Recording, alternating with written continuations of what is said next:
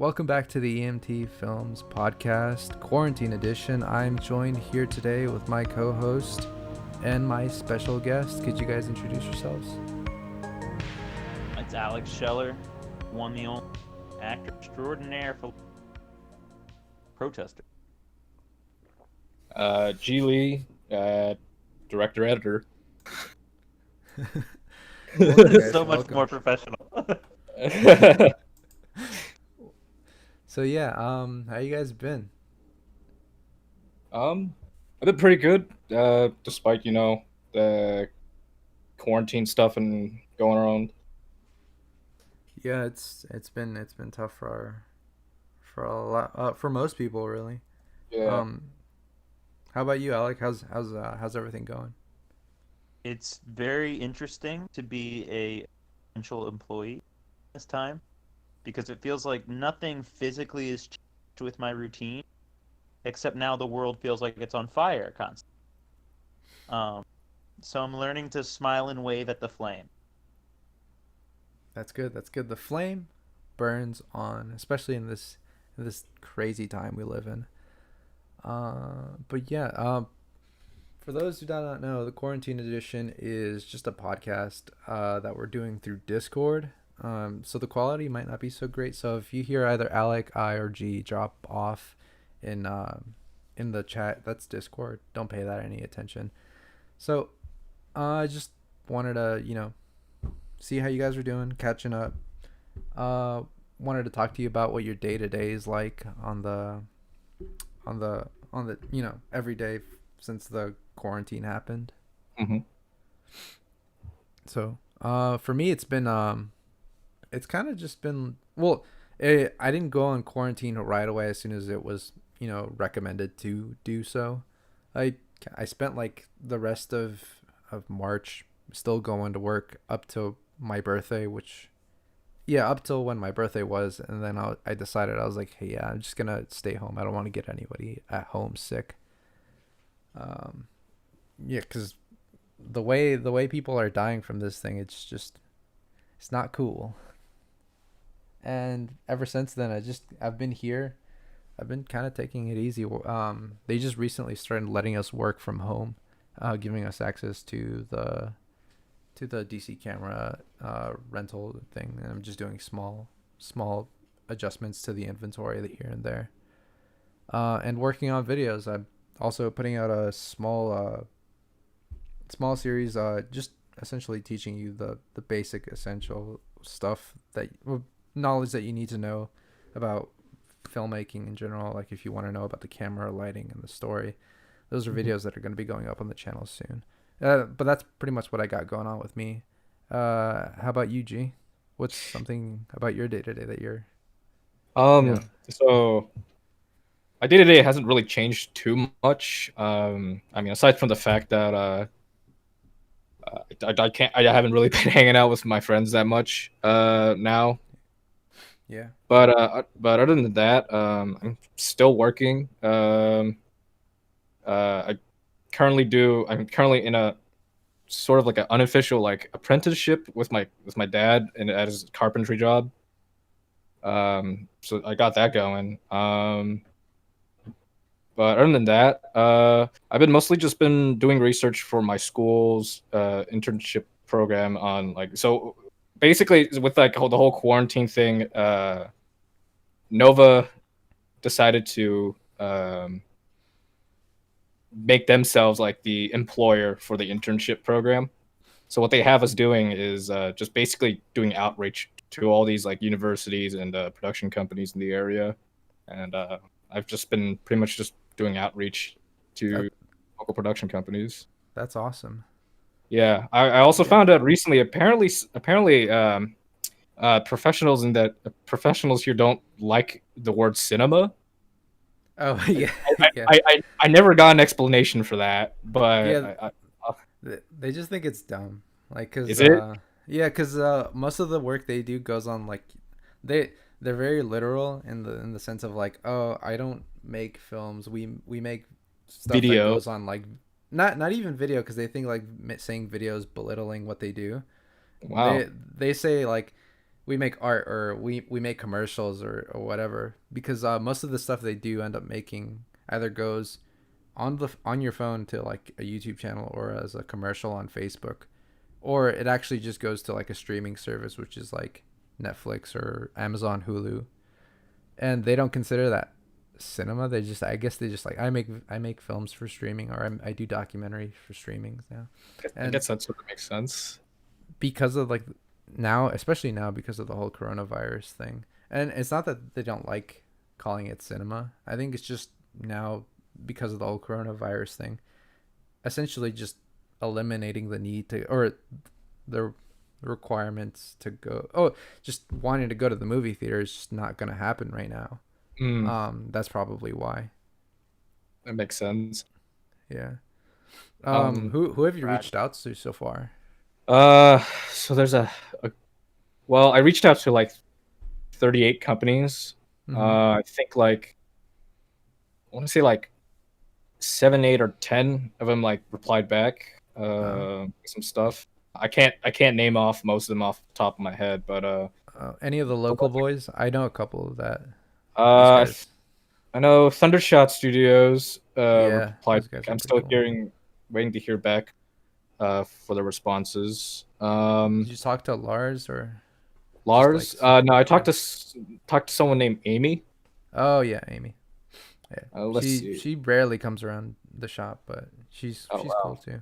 I went over there once, and it was just like, I'm so amazed. It's an actual studio here. Yeah, I It's saw like all the pictures on their website and the layout of the place. It just looks ridiculous just looking off the just from seeing what the website has to show.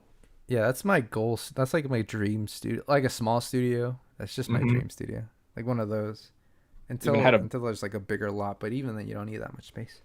Yeah. I mean, they even also have their own editing suites in that It's sim crazy. studio. Yeah, It's it's crazy. full kitted. Yeah. So what about you, Alec? How's your day to day been? I know like not much has changed for you, but like are there small things that have made a difference Well, in your life? one thing I thought was I wanted to point out about what G said was he said there was eight, wait, 7, 8, or 10.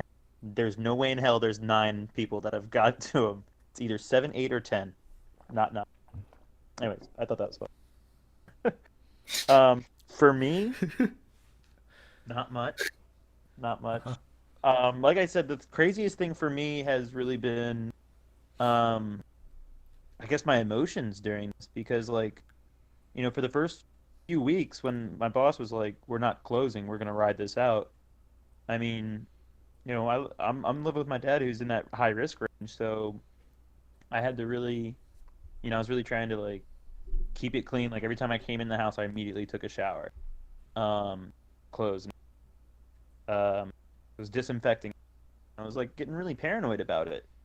Um, and I don't know, it was just like it was one of those things where that was a really hard way to live, like completely like having to like cover up every like footstep that I made. Started gardening and working out a little bit more to just get my mind off them and keep me out of the house. Um, but I guess as time continued to go on, it's just like I guess the weirdest thing about being outside during kind of you kind of get a feel based on how people react to you. Like in all honesty, it feels like it's dying down more and more because I'd say about a month in, that's when it was at its peak. Everybody was wearing a mask. If I made a delivery, I had to leave it on the front doorstep. It was raining one day, and this lady was like, "Just leave it in the front doorstep." I'm like, "That's a puddle. Like, your food is gonna soak. Like, at what point are you just like, you know what? Do you want food covered in mud? Because you'll probably get sicker off that than me who has been hand sanitizing, wearing gloves, changing the gloves, wearing a mask. I'm sterile. That puddle is not. She's trying to get a Um, free meal out. yeah, Yeah. right. Um, but I think the craziest thing for me personally, like the shift between before and after the protest. Um, so I know for me personally, going to the protest back, it was really weird to be like surrounded by people and then come back the next like, oh yeah, we have to wear a mask. Oh yeah, like I'm not supposed to touch you. And like like right after the protests, I went with some friends. We bought some weed, and we were we asked if we could go inside and smoke with the guy, and he was like, "Oh hell no, dude! Like coronavirus." And we all like kind of turned to ourselves and were like, "Oh right." I was so wrapped up Oh, about Black Lives Mattering, I forgot that we're all about to die. You know, coronavirus got canceled for the protests. It did though. Like if you were there at the protest, like I mean, everybody was wearing masks, but like, Yeah, the second I went home, I was like, "What? Oh right, COVID. That's still a thing." yeah. Oh man. Oh jeez. Oh, that's good, man. I love that story. that that's a good story. Yeah, I mean, overall, it's been interesting to see the shift in people. Like I feel like people are so ready for phase two because I have a lot of people who, especially coming to work today, like people are starting to stop wearing their masks. This one lady drove like an hour and a half just to come try her. Really? That's weird. That's It's like yeah, it was that's a really whole weird. nother level of like Yeah, it was weird. like not But even like. But overall, I think the best thing I did was that TikTok with Hannah, as far as like at least I was doing some work. And my boss has said that I can use our location as a venue. He's made me a key holding manager, if you will, if only just so I can. Um, so I'm excited to try to take advantage of that venue. It's tough because, like you guys said, nobody really wants to work, and anybody who has work for you, it's all voice acting. Um, yeah. up until G can tell you, up until right now, my voice acting on Discord was not capable due to the connection. Yeah. And I don't know how you guys solved that. I think did you have him download Audacity to be able to do like a separate yeah. recording? So yeah, that's what I did was it was, now I think about it, it was overly complicated now I think about it. But Sorry. yeah, no, you're fine. But what I did was I put up the clips. So we had a group chat. So that's where we could do, recording sessions and stuff.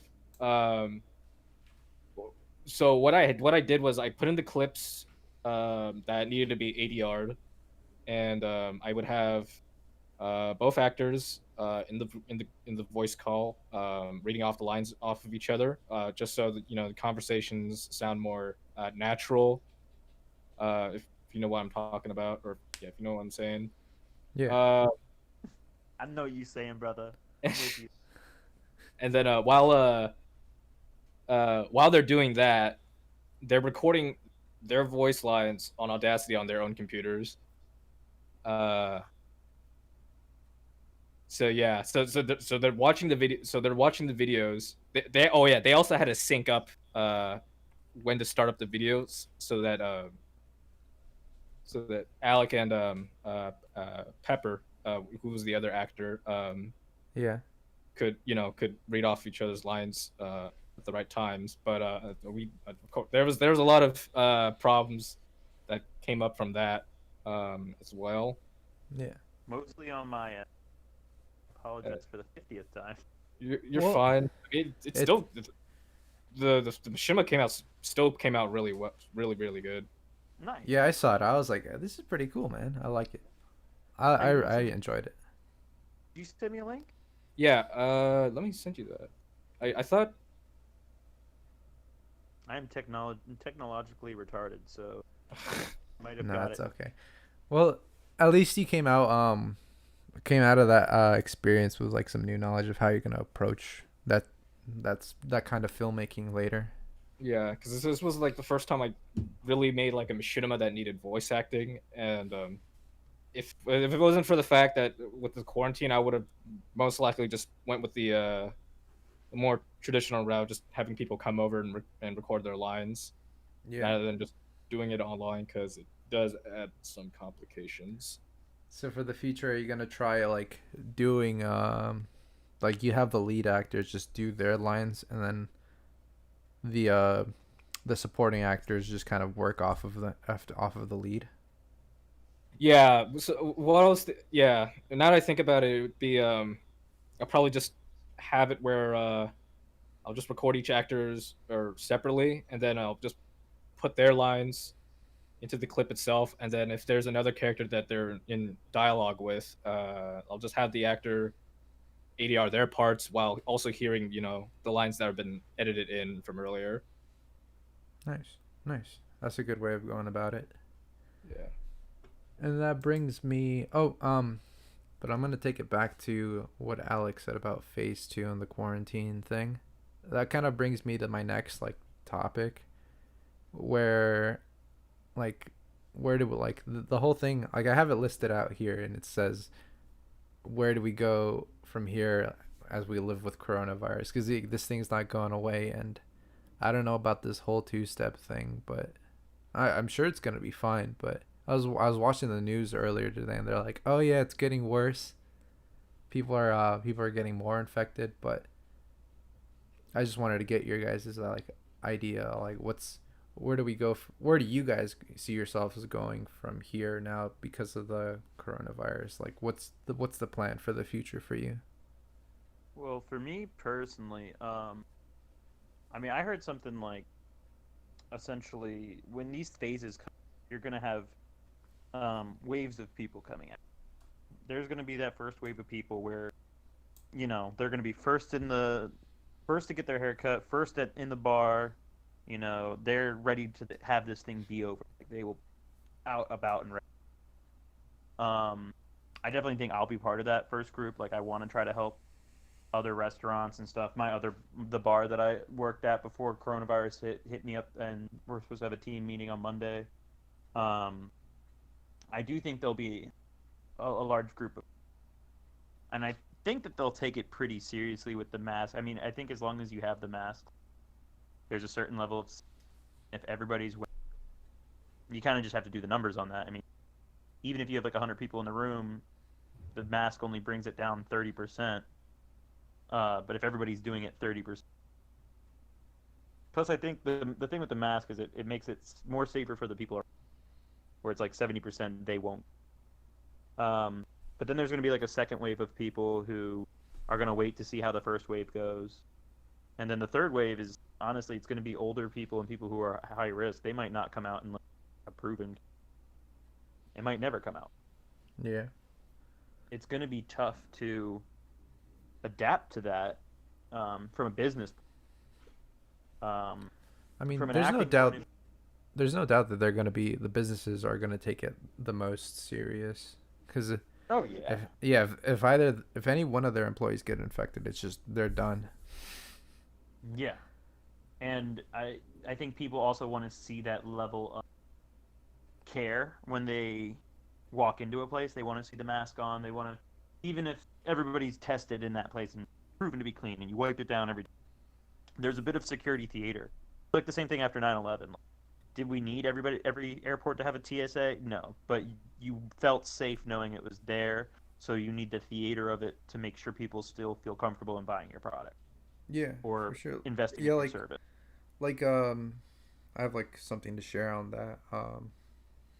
When I was enrolling into George Mason, for the fall this year, they had a tuition increase of $400.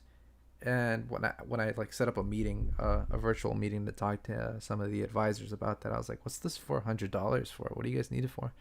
What they're essentially doing is they're hiring this whole team to go into every classroom that's being used, in this specific day. Every other class period, they're just gonna go in, wipe that, basically sanitize the entire rooms, and then have that ready for the next 2 periods that come by, two classes that come by. So I have no doubt that there's going to be a lot of security measures put into place, especially with cleaning measures for restaurants or classrooms going forward. Janitors are going to make a killing on it. Yeah, now's a good time to drop out of high school and become a janitor. Hell yeah. All of a sudden you're going to have a janitor start. There's going to be a union. They're going to start working up their pay. Yeah, they're going to be making more than doctors. Support the janitor. But yeah, it's going to be interesting. I mean, as far as me, the thing I'm concerned about, as far as filmmaking, especially as an actor who before this had zero voice acting. Well, before G Yeah. voice acting. Zero voice acting experience before G. Sorry, you were cutting out, so I'm just repeating it for the audience. Thank you. But I think if you're going to make films now, especially in person, you have to make it. I think it's going to be a lot of prep and a lot of single people work. Like I don't think It's like a you're not going to one-on-one be. You're kind of not going to thing. have a big crew. You know, you're not going to have a Yeah. big crew. You're going to kind of have lights set up and then have lighting team leave. Have cameras get set up, and then only let camera operators stay. Yeah, just Actors to not even involved do until it. the last second. Just I can't imagine like just to even do like a large production. You can still have a lot of people on set, but I think you now have to have like a special permission from the city you're filming in to have that many people in one area. Yeah. Because if you're doing like a large scale thing, I'd imagine you still need the security to like security for the perimeter. You still need like uh the army of crew and cast and everyone to just set up everything for this one specific shot that they need for that day, and the insurance is probably going to be up the roof. It's going to be interesting what happens. I mean, I think this could be great for like independent filmmaking. That the stuff that we kind of do, where you can have like a lower crew and a smaller set. I mean, I think independent filmmaking thrives from innovation, adaptation. So I Yeah, have some it's ideas just that I'm breaking through your trying to figure out. limitations, and right now our limitations is the quarantine. Yeah, yeah. And I think something that might be a good workaround on that is more single character driven stories. I was thinking of trying to do a film of like trying to do like a horror film, but make it extremely realistic, just straight from killer point of view, where he's pretty much the main character, and like the camera never leaves him except to like maybe show him spot the victim. How much of an R rating are you going for? I mean, that's the thing. It wouldn't be that R-rated because it would just be one kill, and I'm almost in my mind. I'm thinking like in Halloween, the big gimmick was it's from the killer's point of view.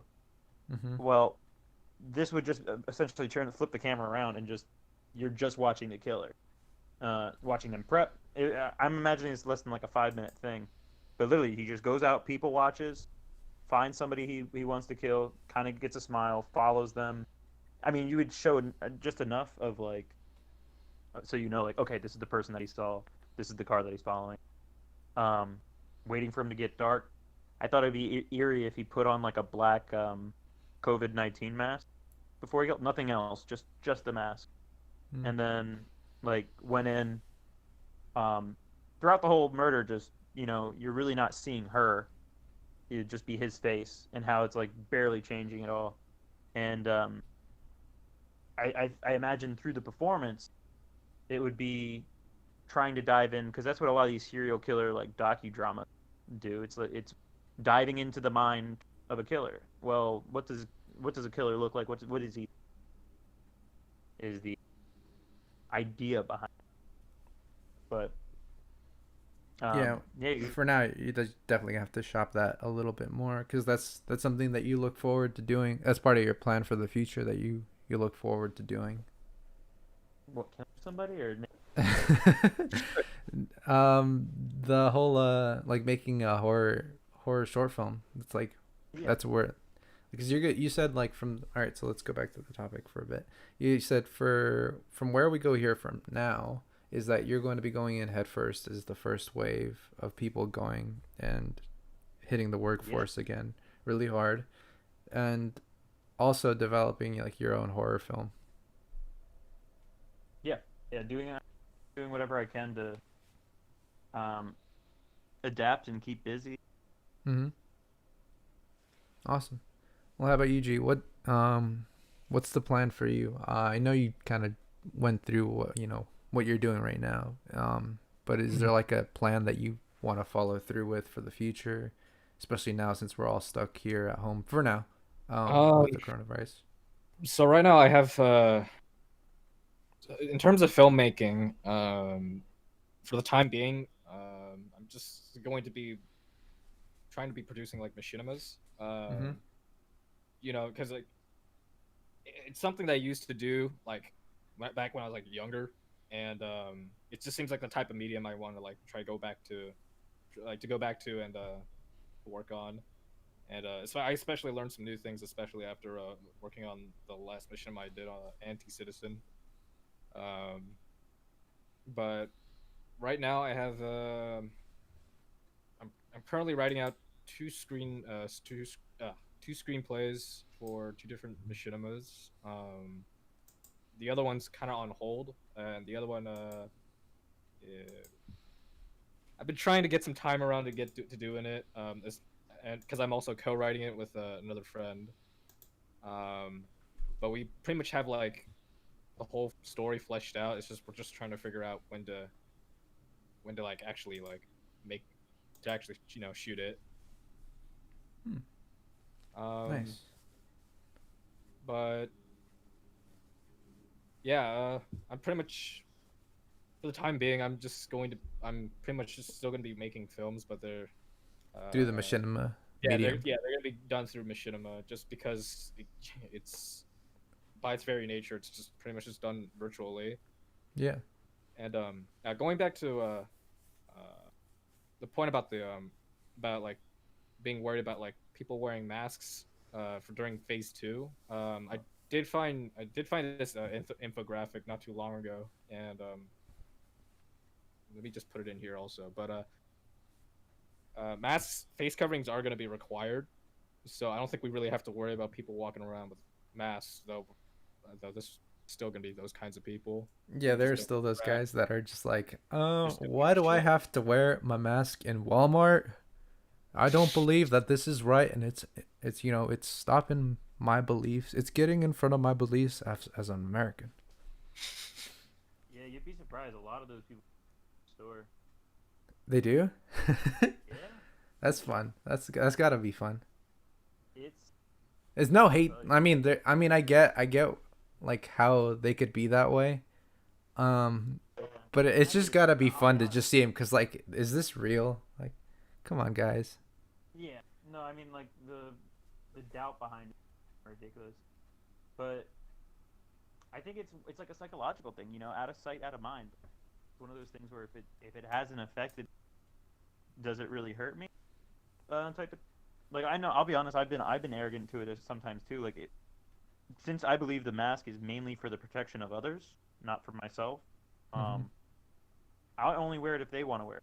They're gonna be respectful enough to try to protect me from it. Okay, then I'll wear it and protect them from it. But if they don't give a fuck, I don't give a fuck. But I'm not too worried. Like once again, like I think I'm a little numb to it because I haven't spent a lot of the time in the house. I went to work every day, and you know, I guess in a certain way I'd accept it if I die of this. I die of this.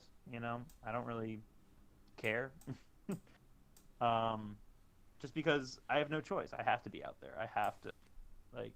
It's either go out there or get fired. So, Yeah, um, that's the harsh reality a lot of people face now. So it really yeah, does suck. It really does. it does, especially because like my mom, she's a nurse, 7, and she's um, Could I get you to repeat that again? It literally. cut off a bit. Oh, my mom is 67. Uh My huh. mom is 67 and a nurse in Maryland.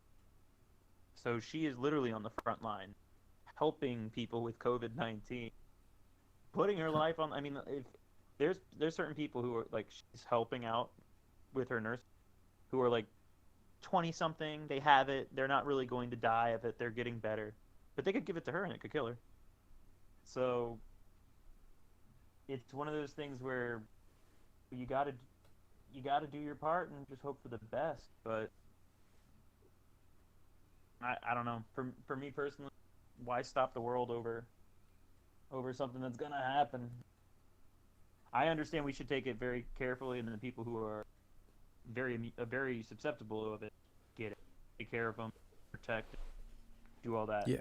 But I Yeah. think if you're in the 20 to 30 range, Hello. Okay. statistically shown, it's probably not going to. Yeah. So Well, yeah. the thing I'm gonna say to that is like, you can. The thing is, you can still be an asymptomatic carrier, so you won't get.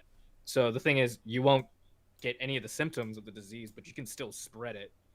Yeah, I So get that. I mean, But if yeah. you know that and you know you're going to be going out of work, don't go near people who are like high risk. Well, here's the thing though, because like, um, in most cases, when you go back home, you know, you can also end up spreading it to, like your parents, or if your grandparents live with you, you can also spread to them if you get back home. And I'm not. Yeah, I get that. I mean, I'm living with my dad is in his 70s. But you know that when you go in, like, take a shower, try to limit contact. Don't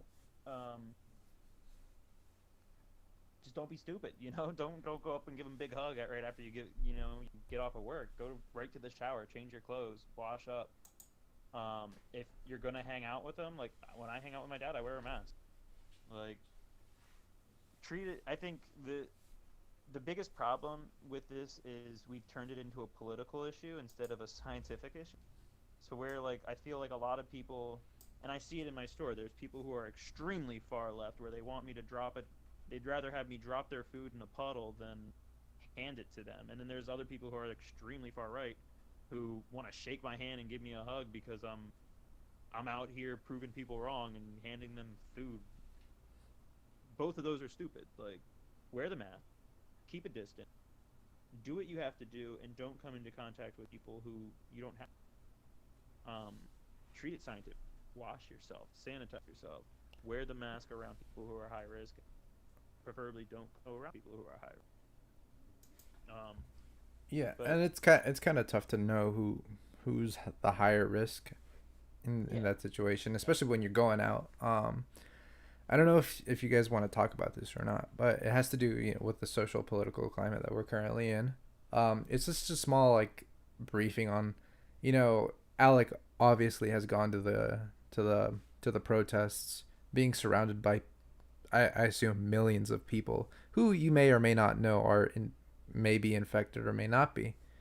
They yep. could be asymptomatic. They probably won't show any signs of Probably it. are. Yeah. Anything I've probably been in contact with has had COVID or had And it. I just wanted to get, like, just a brief on, like, what your thoughts are. It's for me, my thoughts is definitely it's awful what's going on right now, especially with how the way people are treated. There's a lot of weird things going on in the news, and just it's different from watching stuff on the news to, like, actually being there or knowing people who are actually going. Mhm. So um yeah, I wanna say that, I think it's wrong what's going on, and I hope that things get better. But I'm one of those people who are like, this has been happening for a while, and I really do hope that something changes with the protests and the risks that people are taking going out to the protests and getting sick. I really do hope that some changes happen, but I'm also worried for everybody. So I'd rather not. I'd rather not go out and get sick. I mean, don't get me wrong. I'll support them. It's I good what get they're that. doing. I get that. And once again, I think there's two thoughts on it. I guess. Um, the first one is, I think that to a lot of people, um, well, I guess I'll break it into pros and cons. For the pros, I think one of the only reasons this has got such a huge reaction, is so big right now, is because there's nothing else blocking it. There's nothing else ignoring it. The only news outside of COVID-19 for the past 3 months has been Breonna Taylor's death, the guy who got shot by a couple of rednecks in Florida, and now George Floyd. that's a lot, especially for the black community. Like, you're already getting this horrible news of COVID-19, and then now they're saying, by the way, if we not only stay in your house, but if we see you outside, there's a damn good chance we're gonna shoot. That's scary, and I think um, COVID-19 has helped put a magnifying glass to this issue and get people riled up, give people no excuse not to fight.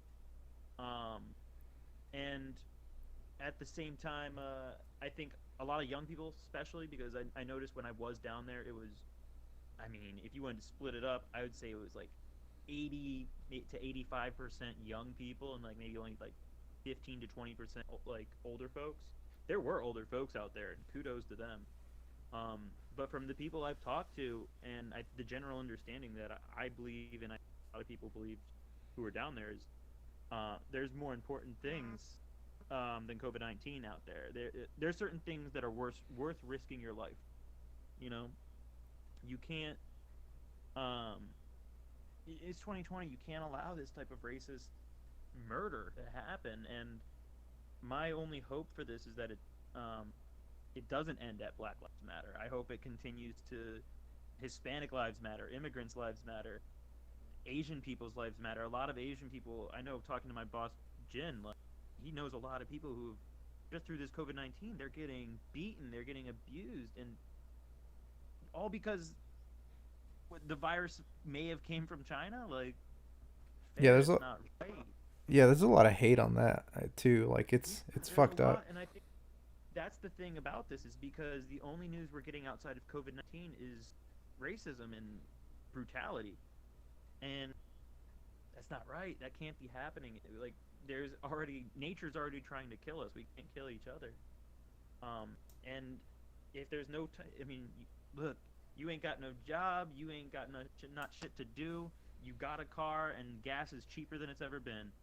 Drive to a city right now and protest, fight for whomever, because these are your sisters, these are your brothers, these are your future wives and girlfriends and mothers and daughters, and like this is about community, and this is about trying to get that out. On the other side, I do see the cons of a lot of people thinking like, okay, we do this, and now we've made coronavirus worse, and people are going to die, blah blah blah. But it's again like people were already doing this for much stupider reasons. People were being in thousands thousands of people were crowding beaches because they were bored. If I catch coronavirus, I can at least say I did it fighting for a cause, not fighting spring break. Yeah, and I think that's where like where that no, it's not really an argument. It's just more of like the idea of going out for that cause and going out for your spring break, kind of like one's more of a risk to yourself, or one is like an actual risk to yourselves and others, but at the same time, the I think the outcome of doing either or outweighs the other.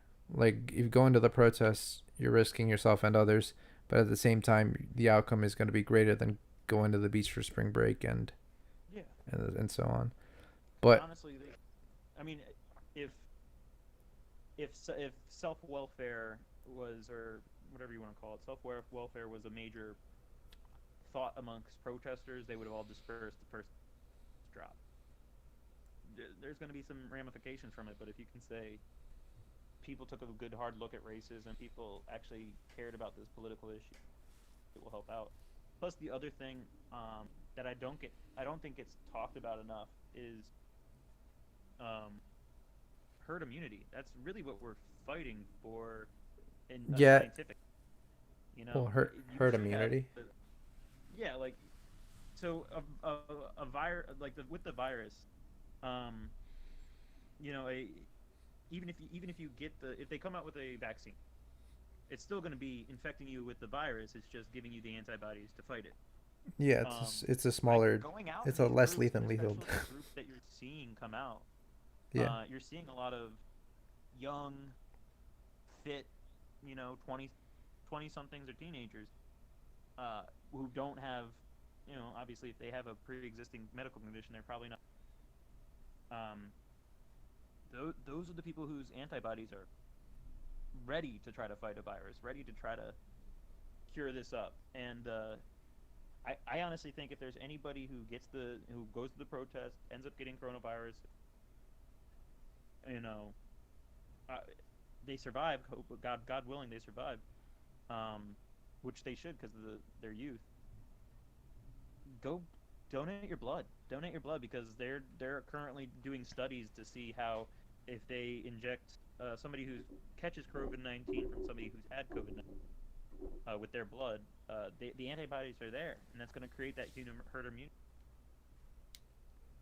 We've had viruses before. We just gotta. We're not playing this one very smart. I feel like both sides are acting stupid because once again they turned it political. And it's also like, it's not just coronavirus. It's also one of the main causes of people not going. Also, the risk of like being shot in the face with like a rubber bullet, or being tear gassed or maced, or just being sent to prison for no reason because you're walking home. But you got to play it. Once again, it's about playing it smart. I mean, when I went down to the protest, I told everybody, "Hey, we're out of here by 6:30. I'm gone, because curfew's at 7, and that's when the shooting."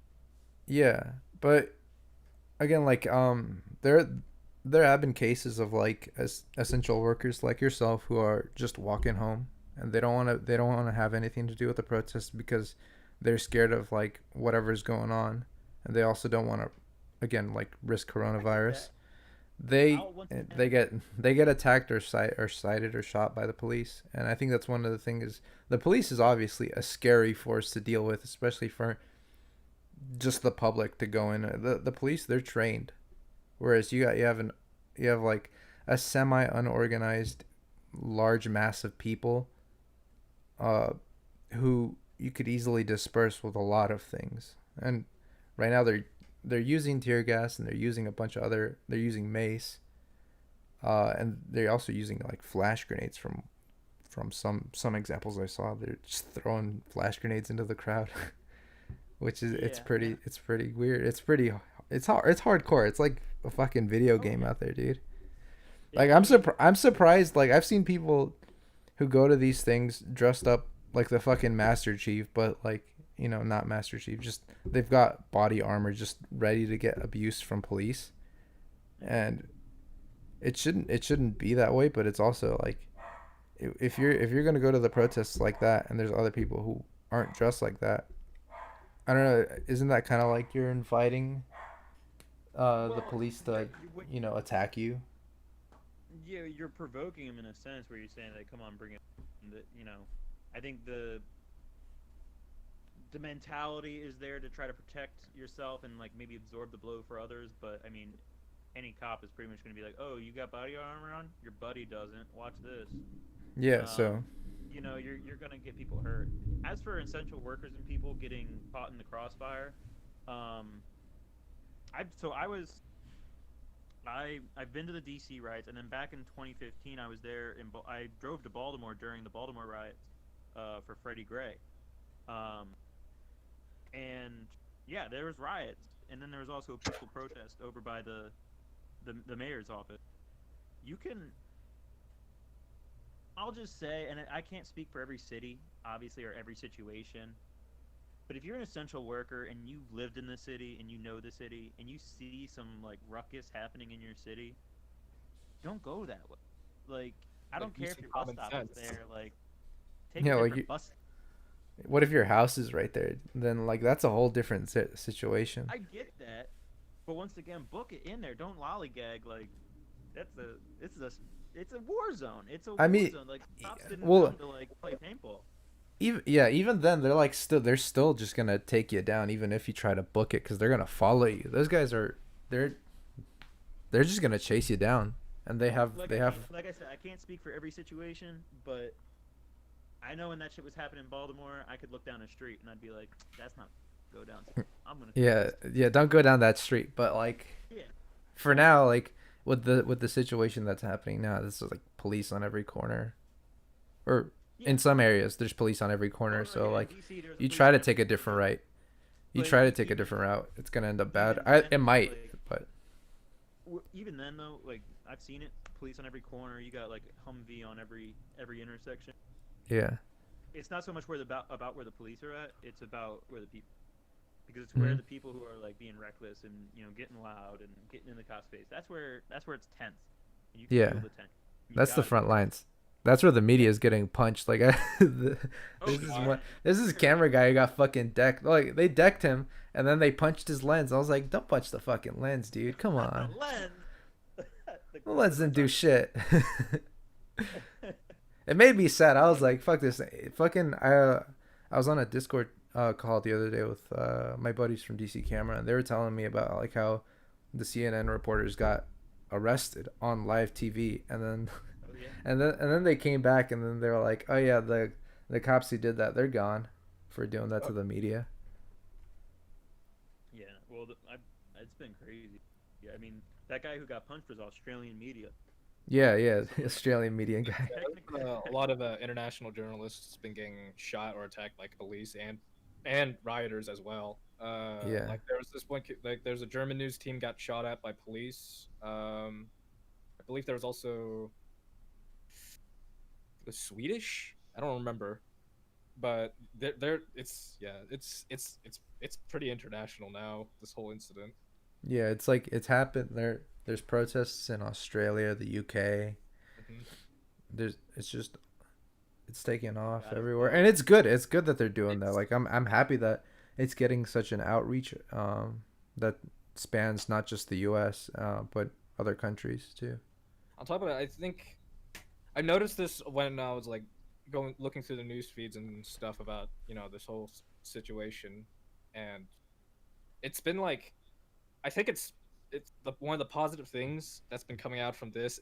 It's like with all these protests happening in pretty much all across America, it's kind of showing how like some police departments just don't have proper training at all when dealing with riots or just dealing with confrontations really in general. Mm-hmm. Like it's show like we're seeing all these like news reports of like there's that one case in New York about that one cop pushing that old dude and that Buffalo. old dude and he started bleeding from his ears. And that's the thing. I Oh, think a lot yeah. of this is kind of surprised the cops because there's a lot of like Buffalo. When's anything happened in Buffalo? Like, I don't think those cops were ready for shit. They were ready Yeah. to collect a paycheck and move on. It's like the same thing like it was the one thing I've also like if you remember back with like the Charlottesville protests, like how often do you think those cops deal with riots or protests? Oh, never. And I bet probably it's- never. Probably never. Yeah. Yeah, it's probably never, and I'd like to like echo some of the things I've heard on other videos where if if you intimidate easily, don't become a cop because it's not the line of work for you, and because a lot of the cops, a lot of the violence that happen are just from cops being either intimidating or being corrupt as shit. Yeah. So and just another thing is there's this like there's this video that came out of I think it was the same city as where George Floyd where the George Floyd thing happened, and Minneapolis, where there's this youth, like Alex said, there's a bunch of youth there, and then there's this old guy, and there's this old guy telling the youth that there's rioting and protesting, it's not going to work because essentially they're going to see it as just a disturbance and a threat, so they have to figure out another way of making change, because it's going to like going to the protest is going to get the message across, but it's not going to be permanent. There's got to be a different way of doing things. Well, I mean, it's about to storm. I'm just gonna run to my car, make sure Yeah. windows are up. If we could me You guys me on the too. phone, if I get caught in the storm, you're just gonna catch it. It's gonna be So on the for mic. for the moment right now in the podcast, we are going to go take a rain check, because we got to go check to see if our cars are windows are closed, because it's about a thunderstorm. I'll be right back, G. I'll still have you on my Bluetooth headset, so I'll be right back. In my eye. I'm so confused as to how the conversation spiraled into this. I just got back and I was trying to make While you were a fighting the connection. storm outside, we created our own inside. So yeah, yeah, but it's a terrible, terrible thing what's going on now, and hopefully it continues to spark other changes, and Yeah. not in violence, obviously not in violence, because Violence. we don't want to see this Some thing happen. violence. I That's need like just film. Just a little bit, just a pinch of violence. Such a violence. It's fun. Yeah. So let's move on to the next topic, which is obviously going to be the last topic. It is a much lighter topic, something that we can all, give our 2 cents on. It is, what form of entertainment are you like? What game? What movie? What song? What are you looking at? What are you looking forward to coming out this year? Like for me, I think Cyberpunk. there's Cyberpunk. Yep, for me that was my number one, but my second one is and I think it already did come out. I just haven't had a chance to go watch it. There's this short film or these short series of like sci-fi horror films on this streaming platform called Shudder, and there's one called Blood Machines. It looks really cool. It looks really cool. I really want to get the Shutter thing. That might be my next purchase. This paycheck, I might get Shutter. What is? They have a lot of great horror movie stuff on there. Yeah. So Heard a lot that's about one of that app. that's one of the things I look forward to. So Cyberpunk, and then watching Blood Machines, and maybe what's this other movie that's coming out? Fuck, I can't remember the name of the movie now. It's slipping my mind. Tenet. There we go. Tenet. I really want to see that movie. Oh, Christopher Nolan. Yeah. Yeah, that looks really good. I'm looking forward to movie theater. Honestly, like The movie I theater love opening Netflix up. and all. Just I don't know. Just well, I want to. One thing I really want to do this year is do a drive-in movie. I think that'd Oh, be a lot of fun. they have one of those here in Centerville. I haven't been yet, but Yeah, I haven't been yet either. I've heard some cool things about it.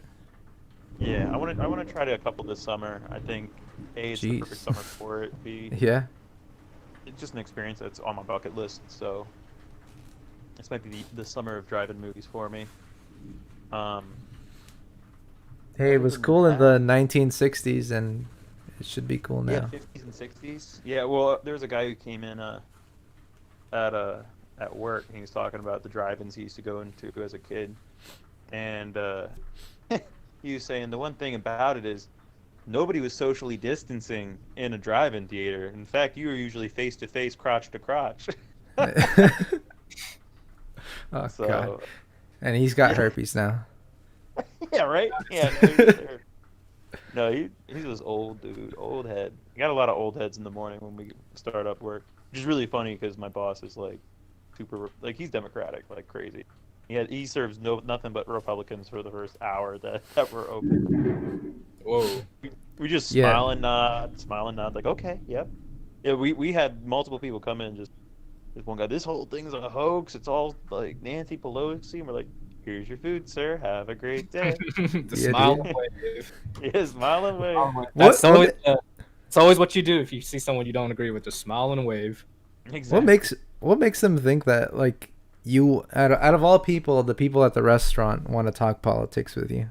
Like who does that? I think part of it is backfired from the smile and wave policy because there's at least two guys in the morning who just sit there and talk to us.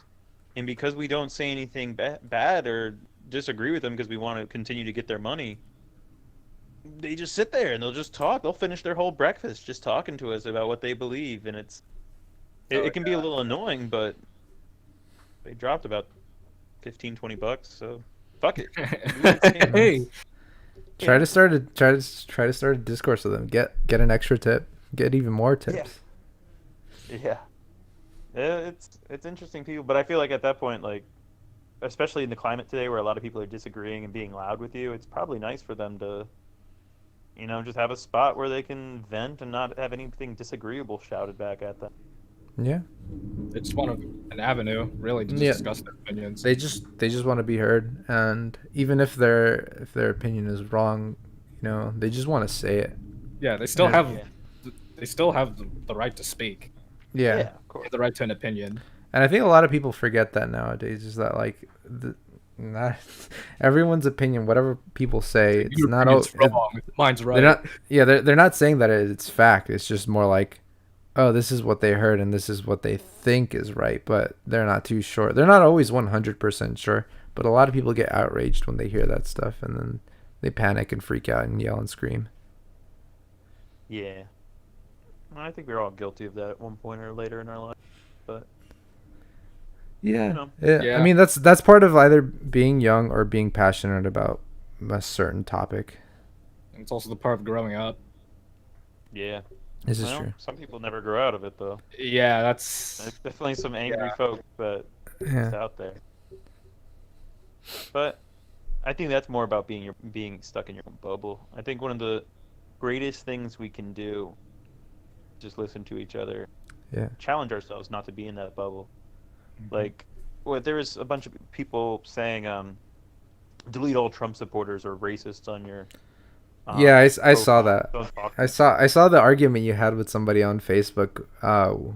You guys were trying to like, it was you and somebody else. I don't know if they'd be okay with me mentioning their name on the podcast. But I think the discussion was like something about of just giving up on trying to teach other people, like, just trying to like inform them, not teach them, because teaches is a bad word for that. Because you're not really teaching, you're informing. If you're teaching, you're kind of like implying that they don't know anything and what their I think opinions it aren't right It or depends on how invalid. you use teaching, because I think if somebody comes to you and wants to learn, like, hey, maybe I haven't been completely I think teaching sensitive should to this topic. like teaching, that word should be applied to people who want to learn, like that, Yeah. with the enthusiasm of wanting to learn, whereas Yeah. the other one, And it's just informing. I'm giving you this information because this is what I know, and it's been proven fact. You can take it or leave it. I'm not going to I'm just telling you so that way you can make your own decision. If you don't want to change your mind, that's up to you. Informing People, someone is a factual matter. Teaching someone is a process. yeah, and It takes two parties to tango. I've had this experience before in the past that you can't really make someone else's mind up. They have to make their own mind up for themselves. Not without the Second Amendment. Not without the Second Amendment. You can make anybody change their mind with a little gun. But is it really, or is it just in that moment? I don't know. It depends on if you use the gun or not. I mean, if you every keep time the they gun touch on that them their scar whole on life, leg, then maybe. If you pop one shell in their leg and they can't walk right for the rest of their life, they'll think about how you changed their mind. It's like, They'll remember definitely that? Italian shoot him. mafia. You don't even have to shoot him. You just have to pull a gun out. Yeah. Remember that time that guy changed my mind? I lost my leg in that interaction. He can't walk right anymore, but man, I'll never say the Baltimore Orioles aren't the best team in baseball. Shit. Ooh. Deep I cut. shoot Deep people cut. over minor things. No, I've never shot Alright. anybody. So, besides waiting for the movie theaters to open up, is there something else like a game or a song that you're interested in looking out for, Alec? Not really. I mean, I'm looking forward to things opening up, getting opportunities to act.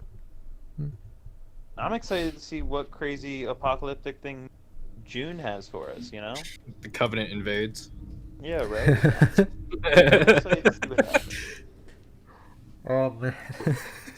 Uh, Where's the police gonna be when the Covenant invades? It would be a slaughter. It would just be. I don't know if people would be happy. It would just be a slaughter for everybody involved. I don't know. I feel like they need to get their food. They're gonna come into megabytes. They're gonna try things out. Next thing you know, I'm gonna listen to the coveted politics at 6 in the morning. Yeah, they could just be here to like hang out, you know. Maybe right. they want to start their own podcast. Exactly. All right. Well, it's been a great 1 hour and Wait, 15-minute do you have podcast. anything that you're gonna? Oh yeah. That you're G. looking forward to? Oh, me? Yeah. I'm just waiting on fucking Cyberpunk to come out. Okay. Like, Same here. I picked up a free pre-order, and then Oh, the you- game got delayed. Damn. Yeah, I was thinking of like buying the what's it called, that special edition pre-order, the one that comes with like the statue and like the art books and whatever. Just because I was like, at some point I was like, I really want that, and I looked everywhere and it was gone. Can't get it. I just kind of hope the game isn't gonna be one of those like Cyberpunk games where it's like, ooh, we got robot arms and all that stuff. Like it actually has like a good story behind it. Like I'm not sure if you guys ever played like Deus Ex. Oh yeah. Yeah. I watched a couple of videos. Let's plays before. It's really cool. Yeah, I got past a few levels when I rented it back in the day. but it's good. Yeah, no, like the story in that is really good, except for the ending. But no one talks about that. I never got that far. Yeah, the ending's not really too special, but the rest of the game story is pretty good. The world that it builds is really just. Oh yeah, especially the world building. It's really good. Yeah. That's why I kind of hope for 2077. Yeah, it's gonna be more than just like a. I hope it does that whole like. I'm hoping that the COVID-19 is not around. In the year 2077. 2077. Yeah, we'll have COVID 20. Yeah, right. If it opens up with that, I'm not into that. I think there is like a actual COVID, like there's an actual COVID virus in the Cyberpunk universe. It's just some random. It's probably some other random number. It's probably the same thing like they did with like in the newer Deus Ex games, where it's like your robot body parts make you feel sick or something like that. Yeah. Oh yeah. Yeah. It's in the book somewhere, but we'll find out when it comes out. I really look forward to it. I think the thing I really want Cyberpunk to kind of go down through, not all the way, but like handle the Keanu Reeves AI like how System Shock handled Lockdown. Be pretty sweet. Or like Keanu Reeves fucking betrays you or whatever. Oh, that'd be pretty sweet. Has anybody seen Neon Demon?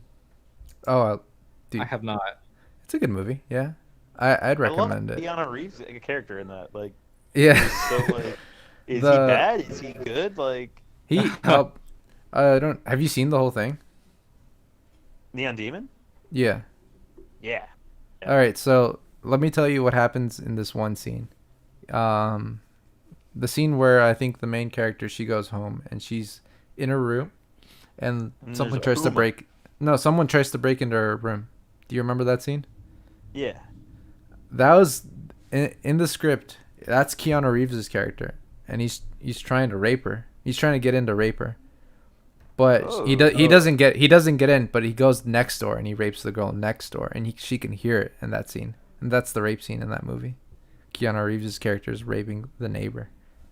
Don't they keep it kind of ambiguous that it's not Keanu in that? Well, it's like film? It's in the it's not really. Yeah, you can't really make that call from like just watching the film straight out the bat. You have to really look into it, and after I found out that it was in this, it was in the script, but like when you watch the film, you see like he goes out for a smoke and he's standing out there in the dark and he looks up at her room. I mean, if I'm Keanu Reeves' agent, I'm sitting there being like, make that as ambiguous as fucking possible. All right, we're having a Keanu-san. Yeah, we don't want him to be like. I can't have rape. Yeah, we can't make him look like that. Yeah, but yeah, no, his character, he raped a character, another character. So. That whole movie was fucked up, though. Yeah, it is a strange movie. The ending kind of like, I really don't like when movies like have that whole music ending, that pop music ending.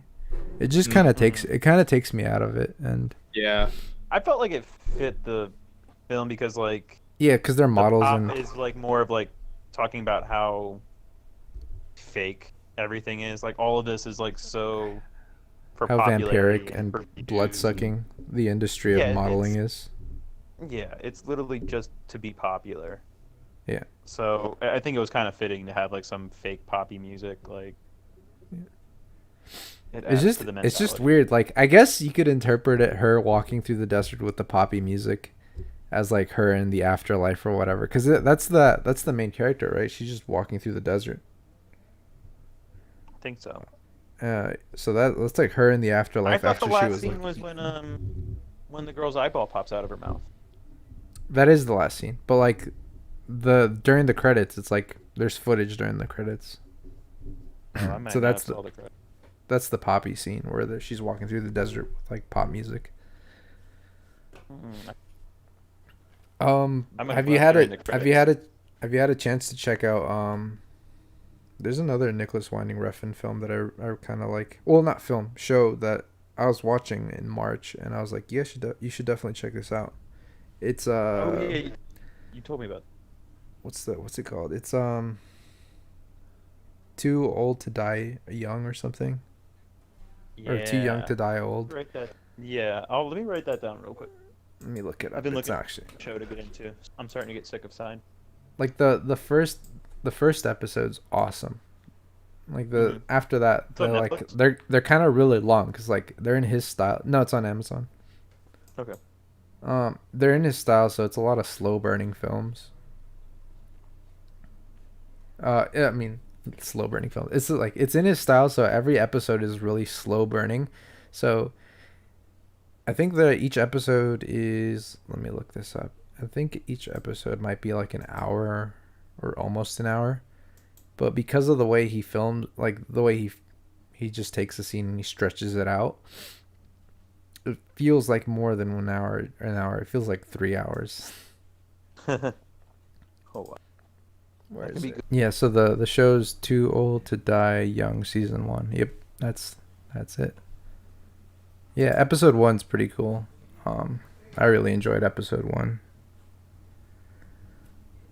It's, I don't know. I don't know if I'm growing out of the whole like having a really long tense scene, like how Nicholas Winding Refn has each scene, because it's almost in a way, if you have like if the situation is right, it's almost rapey, because like if there's a male character and a female character and they're just kind of staring at each other for quite a while, even if it's not like a male or a female, if it's just male on male, it's really weird having that like tense moment. Yeah, it's because it's taking away. I mean, I can see how it feels rapey. It's taking away the viewer's ability to like get away.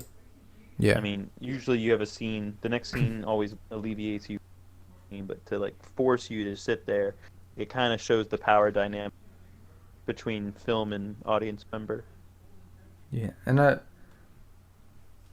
have like and it's like a love and hate thing with me in that style of like filmmaking. It's like I really like it when it's not too rapey. I think if it serves a purpose. Okay. Yeah, it needs to serve that purpose. It's also just really funny because like you can see the reaction in the actor's face. Like he's really holding back the actor's just holding it back so that way he doesn't burst out laughing or looks away. He's just staring. I watched a documentary on Werner Herzog who did something pretty much similar where he wouldn't tell his actors when he was going to say cut. He would just continue, and they would just have to sit there in it entire time, to sit there like. I mean, that's okay, he's gonna say cut. He's gonna. That's just, pretty you funny. have to continue to act natural. That's a pretty funny way of burning through film stock. Yeah. Right. Okay, so now that we have that sorted out, I think we have pretty much hit all the topics in the podcast for today. Yeah, so Gee, final thoughts. final thoughts? About what? Just putting you on the spot. Final thoughts. Life in general, like. Sorry, someone came into my room. Could you repeat that one more time? Okay. Yeah. Wait, introduce who came into your room. Introduce who came into your room. No, they already fucked off. And then there went Alec. All right. Well, he's back. There we go. There he is. Sorry. What a pod. Sorry, I think my finger slipped. What a podcast. All right. So, yeah, this is the end of the podcast. And I just want to, like, put the spotlight on G so that Take 5. and the podcast take 5. I just want to put the spotlight on G so that way you could give a shout out or shout out your channel, your social media. Tell us what you're doing, what you got planned. Okay. So like I mentioned earlier, I'm currently writing out pilot episode for a Machinima series with a couple of friends.